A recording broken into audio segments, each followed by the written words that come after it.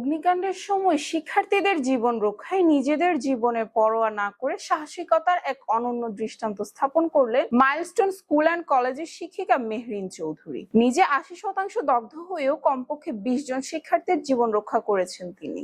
ঘটনার প্রত্যক্ষদর্শীরা জানান, আগুন লাগার পর সবাই যখন জীবন বাঁচাতে দৌড়াচ্ছিলেন তখন মেহরিন চৌধুরী বারবার বলেছিলেন, দৌড়াও, ভয় পেও না, আমি আছি। তিনি নিজে স্কুলের ভেতরে ঢুকে শিক্ষার্থীদের বের করে আনেন। বাংলাদেশ সেনাবাহিনীর একজন উদ্ধারকারী সদস্য বলেন, ম্যাডাম ভিতরে ঢুকে গিয়ে বাচ্চাগুলোকে বের করে দিয়েছেন, তারপর উনি আর বের হতে পারেননি। বাংলাদেশ সেনাবাহিনীর পক্ষ থেকে জানানো হয়েছে, শিক্ষিকা মেহরিনের অসাধারণ সাহসিকতা ও আত্মত্যাগের ফলে কমপক্ষে 20 জন শিক্ষার্থীর প্রাণ রক্ষা সম্ভব হয়েছে। এই মহিয়সী নারীর আত্মত্যাগে গোটা জাতি আজ শোকাহত, তবে একই সঙ্গে গর্বিত। তার এই আত্মত্যাগ চিরকাল স্মরণীয় হয়ে থাকবে। বাংলাদেশ ধন্য এমন একজন শিক্ষিকার জন্মে, আর জাতি কৃতজ্ঞ সেই মায়ের প্রতি যার গর্ভে জন্ম নিয়েছেন মেহরিন চৌধুরীর মতো রত্ন। পরিবার ও দেশের এই মহান সন্তানকে শ্রদ্ধা ভরে স্মরণ করছে সবাই। মহান আল্লাহ যেন তাকে জান্নাতুল ফিরদাউস দান করেন। এই দেশের এই প্রার্থনায় মুখরিত গোটা দেশ।